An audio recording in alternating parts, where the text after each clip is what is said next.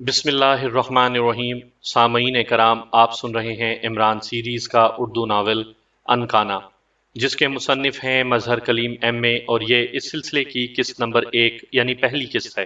مجھے امید ہے آپ کو میری یہ کاوش بھی پسند آئے گی۔ آپ نے اگر ابھی تک میرا چینل کہانی گھر سبسکرائب نہیں کیا تو ابھی میرے چینل کو سبسکرائب کر کے بیل نوٹیفیکیشن آن کر دیجئے تاکہ آنے والی ہر نئی کہانی کی اطلاع بر وقت آپ تک پہنچ سکے۔ اب صرف چند لمحے باقی تھے، موت اور زندگی کے درمیان صرف چند لمحوں کا فاصلہ رہ گیا تھا۔ اس کا تمام جسم پسینے سے بھیگ چکا تھا، موت کی دہشت اس کے اعصاب کو چٹخا رہی تھی۔ اسے ایسا محسوس ہو رہا تھا جیسے اس کا دماغ بم کی طرح پھٹ جائے گا اور اس کے ہزاروں ٹکڑے اس چھوٹے سے کمرے میں بکھر جائیں گے۔ آدھا گھنٹہ پیشتر کرنل واسطی کو ایک بیڈ پر مضبوطی سے باندھ دیا گیا تھا، پھر اس کے عین سینے پر ایک بم رکھ کر اس کا لمبا فیتا بیڈ سے ہوتا ہوا دیوار کے ساتھ چلا گیا تھا۔ فیتے کے سرے کو آگ لگا کر وہ سب کمرے سے چلے گئے تھے۔ دروازہ بند کر دیا گیا تھا اور زندگی کا دروازہ اس پر ہمیشہ کے لیے بند ہو گیا تھا۔ آگ دھیرے دھیرے سلگ رہی تھی، آگ بم کی طرف بڑھ رہی تھی۔ دھیرے دھیرے دبے قدموں موت کے بے آواز قدم اس کی طرف بڑھ رہے تھے۔ اسے اچھی طرح علم تھا کہ آگ جب بم کے پاس پہنچے گی تو بم یک لخت پھٹے گا اور پھر بم کے ساتھ ساتھ اس کے جسم کے ٹکڑے بھی کمرے میں بکھر جائیں گے۔ اس نے بے اختیار جسم کو حرکت دینے کی بھرپور کوشش کی، لیکن اسے اس مضبوطی سے باندھا گیا تھا کہ وہ معمولی سی حرکت بھی نہیں کر سکتا تھا۔ ایک خوفناک موت اس کی طرف بڑھ رہی تھی۔ اس کا دل آنے والے لمحوں کے خطرے کے پیش نظر اس بری طرح دھڑک رہا تھا جیسے ابھی سینہ پھاڑ کر باہر نکل جائے گا۔ اس کی خوف اور دہشت سے بھرپور نظریں سلگتے ہوئے فیتے پر جمی ہوئی تھیں، جو دھیرے دھیرے سلگ رہا تھا اور مسلسل آگے بڑھ رہا تھا۔ وہ چاہتا تھا کہ اس کی نظریں بلیڈ بن جائیں اور سلگتے ہوئے فیتے کو کاٹ دیں، لیکن وہ بے بس تھا، مجبور تھا۔ زندگی میں اس سے بڑی بے بسی سے وہ کبھی دو چار نہیں ہوا تھا۔ آگ اب بم کے قریب پہنچ چکی تھی، بس اب چند لمحوں کی دیر تھی، پھر آگ بم تک پہنچ جاتی اور پھر دنیا کی کوئی طاقت اسے نہیں بچا سکتی تھی۔ اسے ایسا محسوس ہوا جیسے اس کے دل کی دھڑکن رک گئی ہو اور وہ مر رہا ہو۔ اس کی خوف زدہ نظریں بم پر گڑی ہوئی تھیں اور پھر وہ قیامت خیز لمحہ آن پہنچا۔ آگ بم کو لگ چکی تھی اور دوسرے لمحے بم پھٹ گیا اور ایک زوردار دھماکہ ہوا اور کمرے میں دھواں ہی دھواں پھیل گیا۔ تھوڑی دیر بعد دروازہ کھلا اور 3 نقاب پوش کمرے میں داخل ہوئے۔ وہ بیڈ پر پڑے ہوئے آدمی کے قریب آئے۔ ایک نقاب پوش نے آگے بڑھ کر اس کی نبض پر ہاتھ رکھا۔ خوف کی زیادتی سے مر چکا ہے، نقاب پوش سرد لہجے میں بولا۔ اس کے جسم کو رسیوں سے آزاد کرو اور پھر اسے اٹھا کر واپس اس کی خوابگاہ میں ڈال دو۔ نقاب پوش نے ایک کو حکم دیا۔ ترکیب خاصی کارگر رہی ہے باس، ایک نقاب پوش نے خوش آمدانہ لہجے میں کہا۔ ہاں، دھوئیں کے بم سے زیادہ بم کی دہشت نے اس کا کام تمام کر دیا ہے، باس نے مسکراتے ہوئے جواب دیا، اور پھر وہ کرنل واسطی کے مردہ جسم کو اٹھا کر کمرے سے باہر نکل آئے۔ عمران کے زوردار خراٹوں سے کمرہ گونج رہا تھا۔ دن کافی چڑھ آیا تھا، مگر عمران آج لمبی تانے سویا ہوا تھا۔ سلیمان کئی دفعہ آ کر دیکھ گیا تھا، اس نے آوازیں بھی دیں، مگر عمران تو گھوڑے بیچ کر سویا ہوا تھا۔ وہ بھلا سلیمان کی آواز پر کان کیوں دھرتا؟ اس کے خراٹے تیز سے تیز ہوتے چلے گئے۔ سلیمان بھی سمجھتا تھا کہ یہ سب کچھ اسے جلانے کے لیے کیا جا رہا ہے، تاکہ ناشتہ ٹھنڈا ہو جائے اور سلیمان کو دوبارہ گرم کرنا پڑے۔ وہ کوئی ایسی ترکیب سوچ رہا تھا جس سے عمران کو جاگنے پر مجبور کر دیا جائے، لیکن اسے ایسی کوئی ترکیب سمجھ نہیں آ رہی تھی۔ زبردستی وہ نہیں کر سکتا تھا، کیونکہ کچھ بھی ہو بہرحال وہ عمران کا ملازم تھا۔ اور پھر عمران کے خراٹوں میں ٹیلی فون کی گھنٹی کی آواز بھی شامل ہو گئی۔ ایک لمحے کے لیے عمران کے خراٹے بند ہوئے، شاید وہ اندازہ لگانا چاہتا تھا کہ گھنٹی ٹیلی فون کی ہے یا کال بیل بجی ہے۔ ایک لمحے کے سکوت کے بعد خراٹے پھر سٹارٹ ہو گئے۔ اس بار آواز پہلے سے بھی بلند تھی۔ ادھر گھنٹی وقفے وقفے کے بعد لگاتار بجتی چلی جا رہی تھی۔ سلیمان نے جیسے ہی گھنٹی کی آواز سنی، وہ تیزی سے کمرے میں آیا اور پھر اس نے ٹیلی فون کا ریسیور اٹھا کر عمران کے کان سے لگا دیا۔ ہیلو ہیلو عمران صاحب، میں طاہر بول رہا ہوں۔ بلیک زیرو کی آواز عمران کے کانوں میں پڑی، لیکن اس کے خراٹوں میں کوئی رکاوٹ نہ آئی۔ وہ بدستور خراٹے لے رہا تھا۔ ٹیلی فون کے ذریعے یقیناً اس کے خراٹے بلیک زیرو تک بھی پہنچ گئے۔ عمران صاحب پلیز، انتہائی خطرناک بات ہو گئی ہے۔ جوزف کو اغوا کر لیا گیا ہے۔ بلیک زیرو کے لہجے میں پریشانی تھی۔ وہ سمجھ رہا تھا شاید عمران اپنی عادت کے مطابق اسے تنگ کرنے کے لیے جواب میں خراٹے نشر کر رہا ہے۔ جوزف کے اغوا کی خبر سن کر عمران کے خراٹے قدرے مدھم پڑ گئے، جیسے وہ فیصلہ نہ کر پا رہا ہو کہ سلیمان سے شکست کھا جائے یا مقابلہ جاری رکھے۔ عمران صاحب، جوزف کو شدید زخمی کر کے اغوا کیا گیا ہے اور سارے لان پر خون کے قطرے موجود ہیں۔ بلیک زیرو نے ایک اور انکشاف کیا اور اب عمران کو شکست تسلیم کر ہی لینا پڑی۔ کیا کہہ رہے ہو طاہر، یہ کیسے ہو سکتا ہے؟ عمران یہ بات سن کر اچھل پڑا۔ دوسرے لمحے ریسیور اس کے ہاتھ میں تھا۔ سلیمان مقابلہ جیت چکا تھا۔ عمران کے اٹھتے ہی وہ تیزی سے کمرے سے باہر نکل گیا۔ میں صحیح کہہ رہا ہوں عمران صاحب، صبح جب میں اٹھ کر باہر نکلا تو جوزف غائب تھا۔ یہ چونکہ نئی بات تھی اس لیے قدرتی طور پر مجھے تشویش ہوئی۔ جوزف نے آج تک کبھی ڈیوٹی سے غفلت نہیں برتی تھی، چنانچہ میں نے اسے تلاش کرنا شروع کر دیا، لیکن وہ کہیں نہ ملا۔ پھر مجھے کوٹھی کے لان میں جدوجہد کے آثار اور خون کے قطرے ملے جو رانا ہاؤس کے پھاٹک تک چلے گئے تھے۔ پھاٹک کے باہر کسی کار کے ٹائروں کے نشانات بھی موجود ہیں، اس لیے آپ کو فون کیا ہے۔ بلیک زیرو نے ایک ہی سانس میں تمام تفصیل بتلا دی۔ شاید اسے خطرہ ہو کہ کہیں عمران کے خراٹے دوبارہ شروع نہ ہو جائیں۔ لیکن طاہر، جوزف کو اغوا کرنے کا مقصد کیا ہو سکتا ہے؟ کیا تم نے رانا ہاؤس کو چیک کیا؟ کہیں رانا ہاؤس کی تلاشی تو نہیں لی گئی؟ عمران نے سنجیدگی سے پوچھا۔ جی ہاں جناب، میں نے اس امکان پر بھی غور کیا تھا، لیکن رانا ہاؤس کی ہر چیز اپنی جگہ پر ٹھیک ٹھاک ہے، بلیک زیرو نے جواب دیا۔ اچھا، میں خود آ رہا ہوں۔ تم ایک بار پھر باریک بینی سے رانا ہاؤس کے ہر کمرے پر نظر دوڑاؤ، عمران نے جواب دیا اور پھر ریسیور رکھ دیا۔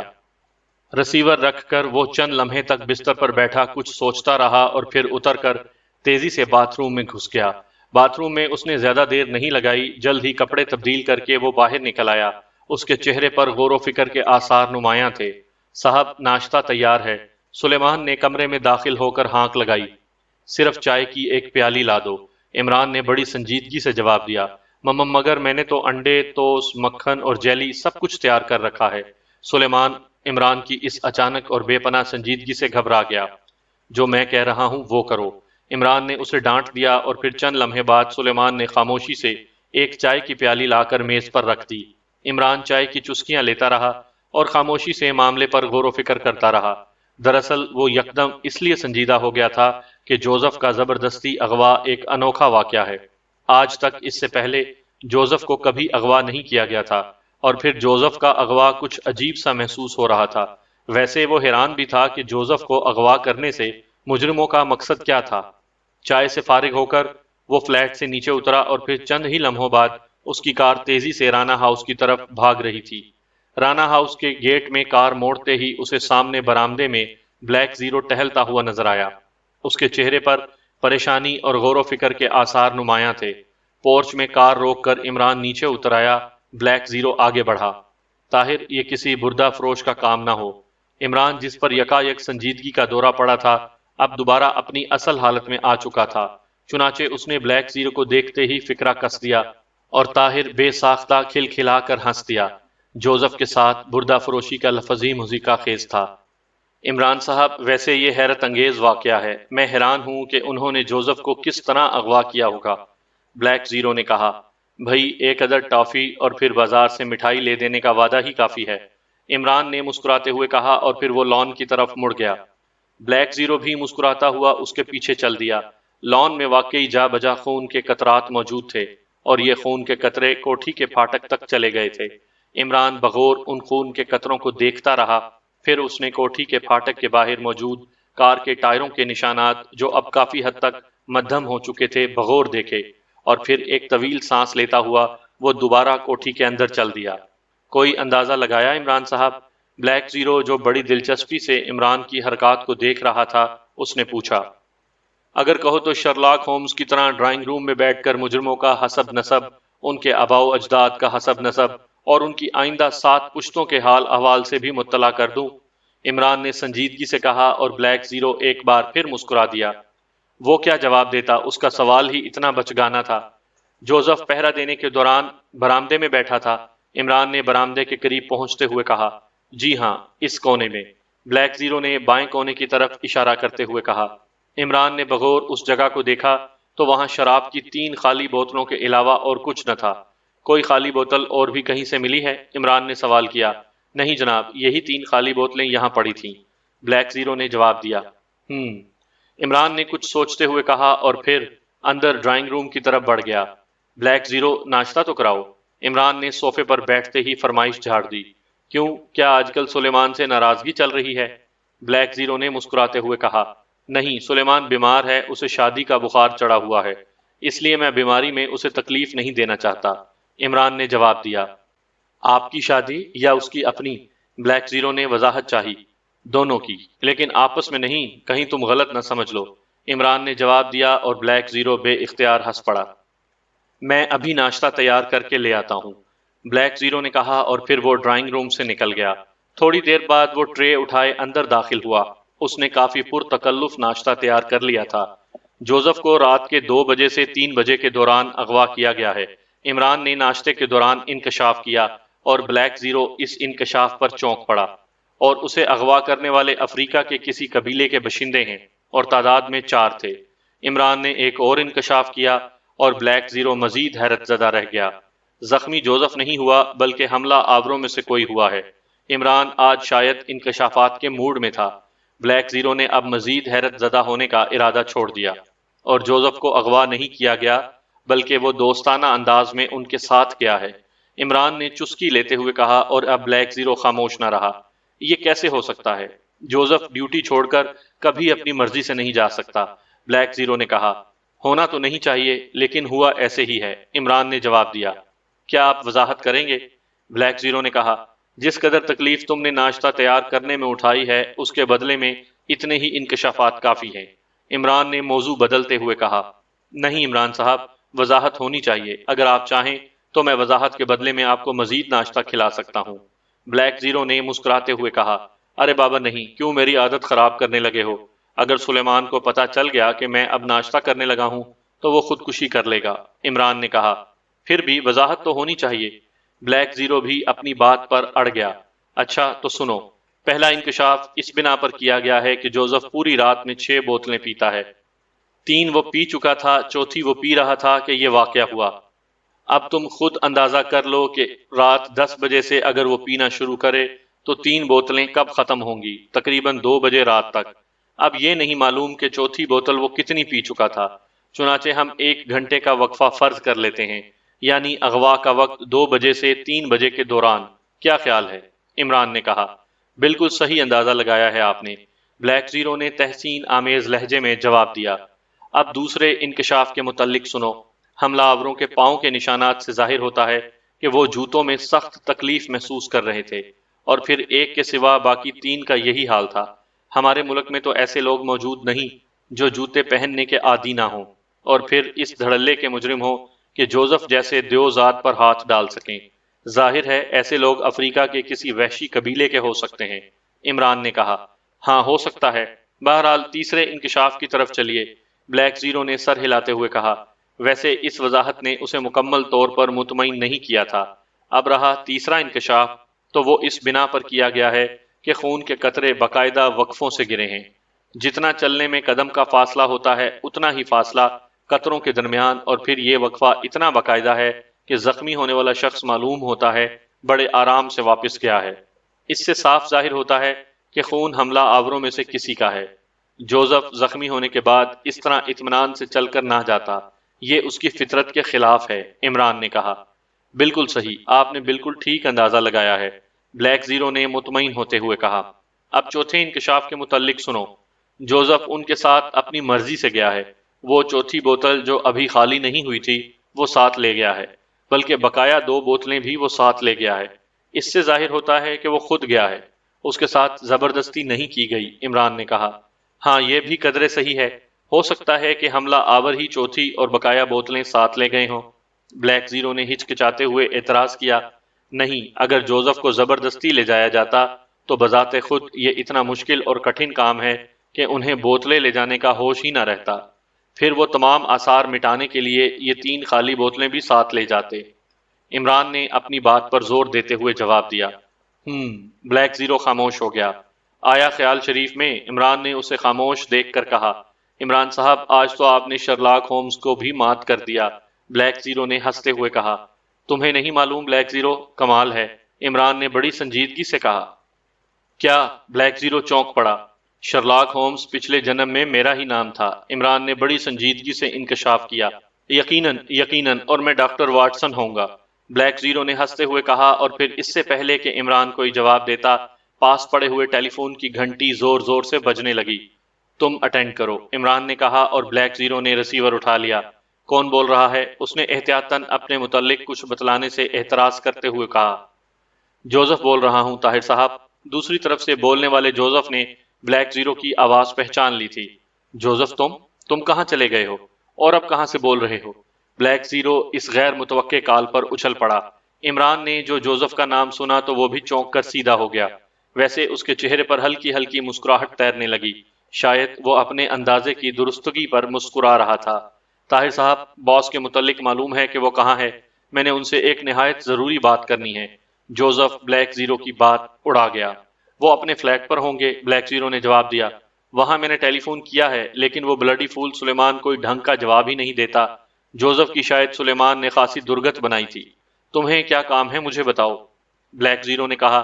نہیں طاہر صاحب، معافی چاہتا ہوں، یہ بات صرف باس ہی سے ہو سکتی ہے، جوزف نے جواب دیا۔ اچھا تو بات کرو، وہ میرے پاس بیٹھے ہوئے ہیں، بلیک زیرو نے عمران کا اشارہ پا کر کہا، اور پھر ریسیور عمران کے ہاتھ میں دے دیا۔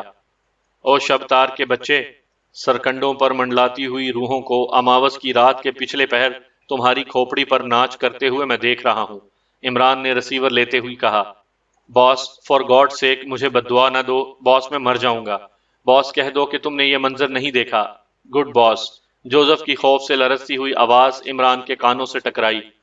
پھر جو صحیح صحیح بات ہے بتا دو، تم ڈیوٹی پر سے کہاں چلے گئے تھے، اور وہ 4 ساتھی جن کے ساتھ تم گئے ہو اور جن میں سے ایک زخمی ہو گیا تھا اور جو تمہارے ہم وطن ہیں، وہ کون ہیں، اور تمہیں رات کے 2:30 بجے آ کر کیوں لے گئے ہیں؟ عمران نے کہا۔ باس تم عظیم ہو، تم عظیم وچ ڈاکٹر ہو، تم رات کے تاریک پردوں میں ہونے والے تمام واقعات سے باخبر رہتے ہو، باس میں تمہاری عظمت کو سلام کرتا ہوں۔ جوزف کی آواز میں تحسین کے ساتھ خوف کے تاثرات بھی نمایاں تھے۔ شاید عمران کے اندازے حرف بحرف صحیح ثابت ہوئے تھے۔ بس اب مکھن مت لگاؤ، بتلاؤ یہ سب کیا چکر ہے، ورنہ میں سرکنڈوں والی روحیں، عمران نے کہا۔ باس فار گاڈ سے خاموش ہو جاؤ، میں سب کچھ بتلاتا ہوں۔ مگر باس، کیا تم کلیٹن روڈ کی کوٹھی نمبر 115 تک آنے کی تکلیف کرو گے؟ میرے ساتھی جن کے ساتھ میں آیا ہوں زبانی تم سے بات کرنا چاہتے ہیں، جوزف نے جواب دیا۔ انہیں یہیں لے آؤ، عمران نے کہا۔ نہیں باس، بات ہی ایسی ہے کہ تمہارا وہاں آنا ضروری ہے۔ باس، اپنے حقیر غلام جوزف کی بات مان لو، میں نے اپنے ساتھیوں کے سامنے تمہاری عظمت کے بڑے گیت گائے ہیں۔ جوزف اب باقاعدہ خوشامد پر اتر آیا تھا۔ اچھا اب زیادہ باتیں نہ بناؤ، میں آ رہا ہوں، عمران نے جواب دیا اور پھر ریسیور رکھ دیا۔ بلیک زیرو، جوزف کو کوئی اہم مسئلہ درپیش ہے، ورنہ وہ مجھے بلانے پر اصرار نہ کرتا۔ میں جا رہا ہوں کلیٹن روڈ کی کوٹھی نمبر 115 میں، وہاں سے واپسی پر دانش منزل آ جاؤں گا، تم وہیں پہنچ جاؤ، عمران نے کہا۔ بہت بہتر جناب، بلیک زیرو نے مودبانہ انداز میں جواب دیا، اور پھر عمران اٹھ کر کار کی طرف بڑھ گیا، اور چند لمحوں میں اس کی کار سڑک پر تیزی سے بھاگتی ہوئی کلیٹن روڈ کی طرف دوڑ پڑی۔ صبح کے اخباروں میں شہ سرخیوں کے ساتھ مشہور شکاری اور ریٹائر کرنل واسطی کی موت کی خبروں کو شائع کیا گیا تھا۔ وہ آج صبح اپنی خوابگاہ میں مردہ پائے گئے، اور ان کے چہرے پر شدید خوف اور دہشت کے تاثرات نمایاں تھے، جیسے وہ مرنے سے پہلے انتہائی دہشت زدہ ہوں۔ ویسے ابتدائی اندازے کے مطابق ان کی موت دل کی دھڑکن بند ہونے کی وجہ سے ہوئی تھی۔ کرنل واسطی مشہور شکاری اور سیاح تھے، ابھی حال ہی میں افریقہ کی طویل سیاحت سے واپس آئے تھے۔ ان کے پسماندگان میں صرف ایک لڑکا ہے جو یہاں مقامی طور پر تجارت کرتا ہے۔ اس کے بیان کے مطابق کرنل واسطی جب سے اس سیاحت سے واپس آئے تھے بے حد پریشان اور خوف زدہ تھے۔ وہ جب سے آئے تھے زیادہ تر اپنے کمرے میں بند رہتے تھے، اور ہر وقت پستول کو اپنے ساتھ رکھتے تھے، جیسے انہیں کسی نادیدہ قوت سے جان کے خوف ہو۔ ان کے بیٹے نے کئی بار ان سے ان کے موجودہ حالات کے متعلق پوچھا، مگر وہ ٹال گئے۔ معلوم ہوا ہے کہ ملک میں واپس آنے کے بعد وہ 2-3 بار وزارت خارجہ کے سیکریٹری سر سلطان سے ملاقات کر چکے ہیں۔ پولیس مصروف تفتیش ہے۔ سپرنٹینڈنٹ فیاض دفتر میں بیٹھا بغور اخبار کا مطالعہ کر رہا تھا۔ کرنل واسطی کی موت کی خبر اور پھر سر سلطان سے ان کی ملاقات کا حال پڑھ کر وہ چونک پڑا، کیونکہ اسے یہ بلا اپنے گلے پڑتے ہوئے نظر آ رہی تھی۔ کرنل واسطی اور سر سلطان کے دیرینہ تعلقات سے وہ غافل نہ تھا، اور پھر وہ اچانک چونک پڑا جب چپڑاسی نے اندر داخل ہو کر بتایا کہ صاحب آپ کو یاد فرما رہے ہیں۔ اس نے بے دلی سے اخبار میز پر رکھا اور پھر کیپ کو اچھی طرح سر پر جما کر وہ اٹھا اور تیز تیز قدم اٹھاتا سر عبد الرحمان کے دفتر کی طرف بڑھنے لگا۔ دروازے پر موجود چپڑاسی نے اسے سلام کیا اور پھر آگے بڑھ کر پردہ ہٹا دیا۔ فیاض اندر داخل ہوا۔ سر عبد الرحمان کسی فائل کے مطالعے میں مصروف تھا۔ انہوں نے چونک کر فیاض کو دیکھا اور پھر فیاض کے سلام کا جواب دے کر اسے بیٹھنے کا اشارہ کیا۔ فیاض خاموشی سے میز کے سامنے رکھی ہوئی کرسی پر بیٹھ گیا۔ سر عبد الرحمان نے چند لمحوں کے بعد ایک طویل سانس لیتے ہوئے فائل بند کر کے ایک طرف رکھی اور بغور فیاض کی طرف دیکھنے لگے۔ فیاض ان کی تیز نظروں سے گھبرا کر نظریں چرانے لگا۔ فیاض تم اخبار میں کرنل واسطی کے متعلق پڑھ چکے ہوگے۔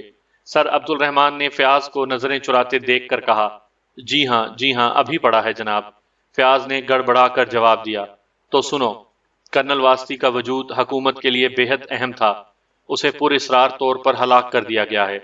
گو پوسٹ مارٹم رپورٹ کے مطابق اس کی موت دہشت اور خوف کی زیادتی سے حرکت قلب بند ہونا ظاہر کیا گیا ہے، لیکن حکومت کے خیال میں یہ قتل کی واردات ہے اور معاملہ کچھ زیادہ ہی سنگین ہے جتنا بظاہر نظر آ رہا ہے، اس لیے تمہیں اس کی موت کا راز حل کرنا ہے۔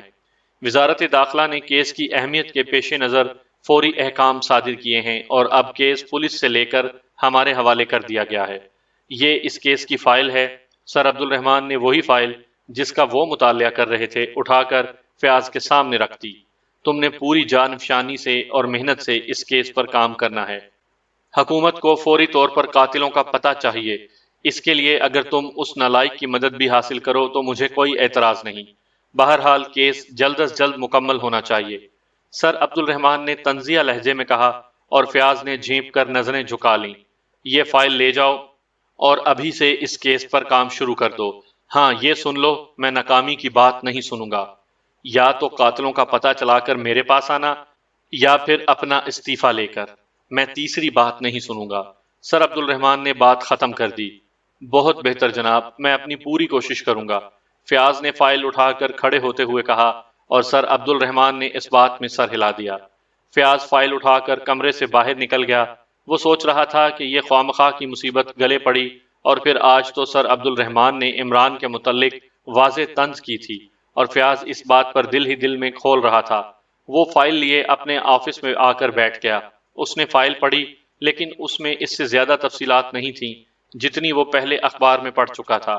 اس نے قطعی فیصلہ کر لیا کہ وہ یہ کیس عمران کی مدد کے بغیر حل کرے گا اور عبد الرحمان صاحب پر یہ ثابت کر دے گا کہ اس کے متعلق ان کا اندازہ غلط ہے۔ اس میں اتنی صلاحیتیں ہیں کہ وہ عمران کی مدد کے بغیر بھی کیس حل کر سکتا ہے۔ اس فیصلے سے اس کے ذہن پر پڑا ہوا بوجھ اٹھ گیا۔ اب وہ خوش و خرم تھا۔ اس نے فائل میں کرنل واسطی کی کوٹھی کا پتہ دیکھا اور پھر گھنٹی بجا دی۔ چند لمحوں بعد چپڑاسی اندر داخل ہوا۔ انسپیکٹر شاہد کو سلام بولو، فیاض نے بڑے روب دار لہجے میں کہا اور چپڑاسی سر جھکا کر باہر نکل گیا۔ تھوڑی دیر بعد انسپیکٹر شاہد کمرے میں داخل ہوا۔ اس نے بڑے زوردار انداز میں سلوٹ کیا اور فیاض خوش ہو گیا۔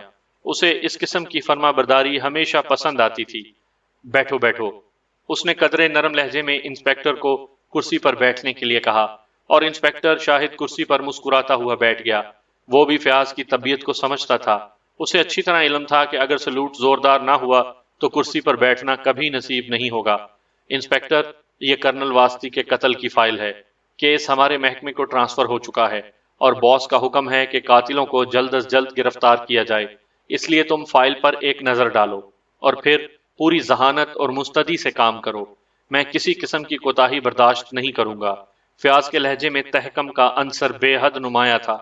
بہتر سر، میں اپنی پوری کوشش کروں گا کہ کیس جلد از جلد حل ہو جائے، انسپیکٹر شاہد نے انکساری سے بھرپور لہجے میں جواب دیا اور پھر فائل کھول کر پڑھنے لگا۔ فائل پڑھنے کے بعد اس نے اسے دوبارہ بند کر کے بڑے ادب سے فیاض کے سامنے رکھ دی۔ اب چلو کوٹھی چل کر موقع کا معائنہ کریں، فیاض نے کہا اور انسپیکٹر شاہد اٹھ کھڑا ہوا۔ تھوڑی دیر بعد ان کی جیپ کرنل واسطی کی کوٹھی کے گیٹ پر رک گئی۔ کوٹھی پر ایک سپاہی پہرا دے رہا تھا۔ فیاض کی شکل دیکھ کر اس نے بڑی پھرتی سے سلوٹ کیا۔ پھاٹک کھولو، فیاض نے کہا اور سپاہی نے جلدی سے آگے بڑھ کر گیٹ کھول دیا۔ فیاض جیپ اندر لیے چلا گیا پورچ میں فیاض نے جیپ روکی اور پھر وہ اور انسپیکٹر شاہد باہر نکل آئے۔ برآمدے میں موجود ایک سپاہی نے انہیں سلیوٹ کیا۔ کرنل واسطی کی لاش کس کمرے میں پائی گئی ہے؟ فیاض نے روبدار لہجے میں پوچھا۔ چلیے جناب، میں دکھاتا ہوں، سپاہی نے کہا، اور پھر وہ انہیں لے کر اس کمرے کے سامنے پہنچ گیا۔ دروازے پر تالا پڑا ہوا تھا۔ سپاہی نے تالا کھولا اور پھر موتبانہ طور پر ایک طرف ہو گیا۔ یہ ایک خوابگاہ تھی، خاصی سجی سجائی۔ پلنگ پر پولیس نے نشان بنائے تھے تاکہ لاش کی پوزیشن واضح ہو سکے۔ فیاض بغور ہر چیز کو دیکھتا رہا، لیکن کمرے میں کوئی قابل ذکر بات نہیں تھی، نہ ہی کسی قسم کے نشانات موجود تھے۔ سپاہی بھی ان کے پیچھے کمرے میں داخل ہو چکا تھا۔ کیا یہ دروازہ کھلا ہوا تھا؟ فیاض نے سپاہی سے سوال کیا۔ جی ہاں جناب، دروازہ اندر سے بند نہیں تھا، سپاہی نے جواب دیا۔ فیاض خاموش ہو گیا۔ انسپیکٹر کمرے کی تلاشی لو۔ فیاض نے انسپیکٹر شاہد کو حکم دیا تو انسپیکٹر شاہد آگے بڑھا اور اس نے تمام کمرے کی تلاشی لے ڈالی، لیکن کوئی بھی قابل ذکر چیز نہیں ملی۔ کوٹھی میں کون کون رہتا ہے؟ فیاض نے پوچھا۔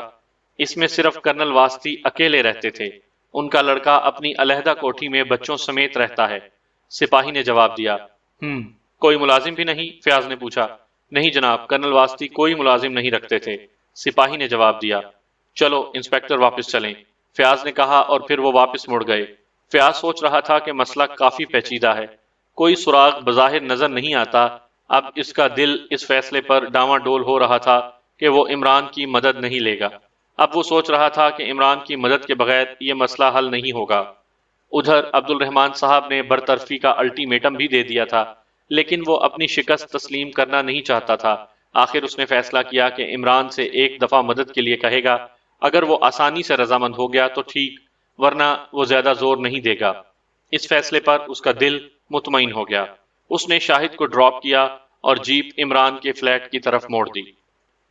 کم ان، ایک روبدار آواز گونجی۔ دوسرے لمحے دروازہ کھلا اور ایک سیاہ پوش اندر داخل ہوا۔ اس نے بڑے مؤدبانہ لہجے میں سامنے صوفے پر بیٹھے ہوئے ادھیڑ عمر شخص کو سلام کیا۔ کیا رپورٹ لائے ہو؟ صوفے پر بیٹھے ہوئے آدمی نے بڑے تحکمانہ لہجے میں پوچھا۔ باس، ابھی تک معاملہ ٹھیک ٹھاک ہے۔ کرنل واسطی کا کیس انٹیلیجنس کو منتقل کر دیا گیا ہے۔ انٹیلیجنس کا سپرنٹینڈنٹ فیاض اس پر تحقیق کر رہا ہے۔ ویسے حکومت اسے قتل کا کیس قرار دے رہی ہے، سیاہ پوش نے رپورٹ دی۔ کس بنا پر؟ باس نے سوال کیا۔ کوئی وجہ فی الحال ظاہر نہیں ہوئی، لیکن پتا چلا ہے کہ وہ وزارت خارجہ کے سیکریٹری سر سلطان سے 2-3 بار ملاقات کر چکے ہیں، اور اس نے انہیں کوئی منصوبہ بھی دیا ہے خزانے کے سلسلے میں۔ حکومت اس منصوبے کی بنا پر ان کی موت کو قتل قرار دے رہی ہے، سیاہ پوش نے جواب دیا۔ باس خاموش ہو گیا۔ اس منصوبے کی تفصیلات کا علم ہوا ہے؟ باس نے چند لمحوں کی خاموشی کے بعد پوچھا۔ کوشش کی جا رہی ہے، لیکن ابھی تک پوری تفصیلات کا علم نہیں ہوا۔ حکومت اسے ٹاپ سیکرٹ رکھ رہی ہے، سیاہ پوش نے جواب دیا۔ جتنی جلدی ہو سکے اس منصوبے کی تفصیلات کا علم ہو جانا چاہیے، تاکہ ہمیں پتہ چلے کہ کرنل واسطی نے کیا انکشافات کیے ہیں، باس نے کہا۔ اوکے باس، سیاہ پوش نے مؤدبانہ لہجے میں جواب دیا۔ ٹھیک ہے، تم جا سکتے ہو، باس نے کہا، اور سیاہ پوش سلام کر کے کمرے سے باہر نکل گیا۔ باس چند لمحے تو خاموش رہا، پھر اس نے پاس پڑے ہوئے ٹیلی فون کا ریسیور اٹھایا اور نمبر ڈائل کرنا شروع کر دیے۔ جلد ہی سلسلہ مل گیا۔ گولڈ مین سپیکنگ، باس نے بڑے روبدار لہجے میں کہا۔ یس باس، مارٹن سپیکنگ، دوسری طرف سے مارٹن کی مؤدبانہ آواز سنائی دی۔ کیا رپورٹ ہے؟ باس نے پوچھا۔ باس، انہوں نے یہاں کی ایک کوٹھی رانا ہاؤس میں ایک نیگرو کو دریافت کیا ہے، اور پھر وہ اس کوٹھی میں داخل ہوئے۔ نیگرو نے ان میں سے ایک کو زخمی کر دیا، لیکن پھر وہ ان کے ساتھ اپنی مرضی سے چلا گیا۔ اس وقت وہ کلیٹن روڈ کی کوٹھی نمبر 115 میں موجود ہیں، وہ نیگرو بھی وہیں ہے۔ پھر وہاں کا ایک مقامی نوجوان بھی پہنچا ہے، وہ سب اندر باتیں کر رہے تھے، مارٹن نے کہا۔ تم نے معلوم کیا کہ وہ کیا باتیں کر رہے ہیں؟ گولڈ مین نے پوچھا۔ میں نے کوٹھی میں داخل ہونے کی بے حد کوشش کی، مگر اندر داخل نہیں ہو سکا، مارٹن نے لرزتی ہوئی آواز میں جواب دیا۔ مارٹن، یہ میں کیا سن رہا ہوں؟ گولڈ مین کے لہجے میں سانپ جیسی پھنکار تھی۔ سر میں مارٹن ہکلا گیا، وہ بات بھی پوری نہ کر سکا۔ میں کچھ نہیں سننا چاہتا، مجھے مکمل رپورٹ چاہیے کہ ان کے درمیان کیا کیا باتیں ہو رہی ہیں، گولڈ مین نے انتہائی سخت لہجے میں کہا۔ اوکے سر، میں ابھی اندر جاتا ہوں اور ہر قیمت پر آپ کو رپورٹ پیش کروں گا، مارٹن نے جواب دیا۔ ٹھیک ہے، میں رپورٹ کا انتظار کر رہا ہوں، گولڈ مین نے کہا اور پھر رسیور رکھ دیا۔ رسیور رکھ کر وہ اٹھا اور پھر تیز تیز قدم اٹھاتا ہوا کمرے سے باہر نکل گیا۔ پورچ میں موجود کار کا دروازہ کھول کر وہ ڈرائیونگ سیٹ پر بیٹھ گیا اور پھر اس کی کار تیز رفتاری سے سڑکوں پر دوڑنے لگی۔ جلد ہی وہ کلیٹن روڈ پہنچ گیا۔ کوٹھی نمبر 115 سے کافی دور اس نے کار ایک درخت کے نیچے روکی اور پھر اتر کر کوٹھی کی طرف بڑھ گیا۔ وہ بالکل غیر متعلقہ انداز میں کوٹھی کے سامنے سے گزر گیا۔ کوٹھی کا پھاٹک بند تھا، اندر خاموشی طاری تھی۔ ویسے سامنے گیلری میں ایک نیگرو کی موجودگی کو وہ نظر انداز نہ کر سکا۔ کافی دور جا کر وہ ایک چھوٹی سی گلی میں ہوتا ہوا کوٹھی کے پشت کی طرف آ نکلا۔ اس نے دور سے ہی کوٹھی کی پشتی دیوار کے قریب ایک نیگرو کو دیکھ لیا۔ واقعی اس کوٹھی پر سخت پہرا تھا، لیکن مارٹن کہیں نظر نہیں آ رہا تھا۔ اس کا مطلب ہے وہ اندر داخل ہونے میں کامیاب ہو چکا ہے۔ وہ اب رک کر نیگرو کو اپنے اوپر شک کا موقع نہیں دینا چاہتا تھا۔